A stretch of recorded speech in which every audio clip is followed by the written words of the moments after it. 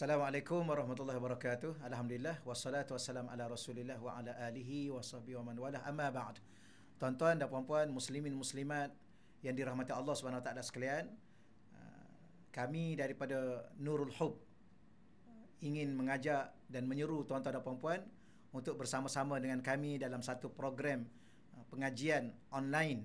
Dan alhamdulillah pada ketika ini kami menganjurkan satu pengajian dengan membaca kitab Hidup Berzikir. Hidup berzikir dengan bahasa mudahnya hidup mengingati Allah dan hidup jangan pernah lupa Allah. Kerana di sana ada satu kaedah, apabila kita ingat Allah, kita akan ingat segala-galanya. Kita ingat diri kita ingat keluarga kita ingat dunia kita ingat akhirat kita ingat hidup kita dan kita ingat mati kita suatu hari nanti. Kita akan syurga kita dan sebagainya. Tapi di saat kita lupa Allah, kita akan lupa segala-galanya. Kita lupa diri kita lupa dunia, kita lupa akhirat, dan kita bimbang, kita lupa suatu hari nanti kita sepatutnya layak ke syurga, tapi tak kena gaya sebaliknya.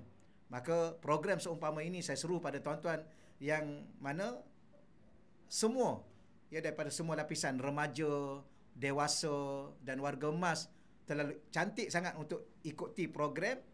Sama-sama kita mempelajari dan melalui kehidupan hidup berzikir ataupun hidup mengingati Allah Subhanahu Wa Taala. Sebagaimana saya sebut tadi, sangat-sangat penting sehingga Allah menyebut salat itu pun untuk ingat Allah, baca Quran untuk ingat Allah. Kenapa? Salah satu yang terindah dalam hidup ini, di saat kita ingat Allah, Allah ingat kepada kita. Sebagaimana ayat Quran, fazkuruni adzkurkum, kamu ingat aku pasti ingat kamu. Tuan-tuan, tiada ada indahnya hidup ini kalau Allah lupa kita. Tapi terlalu indah hidup ini bila mana Allah ingat kita dan kita ingat Allah, dan selamat perjalanan dunia dan akhirat kita. Assalamualaikum warahmatullahi wabarakatuh.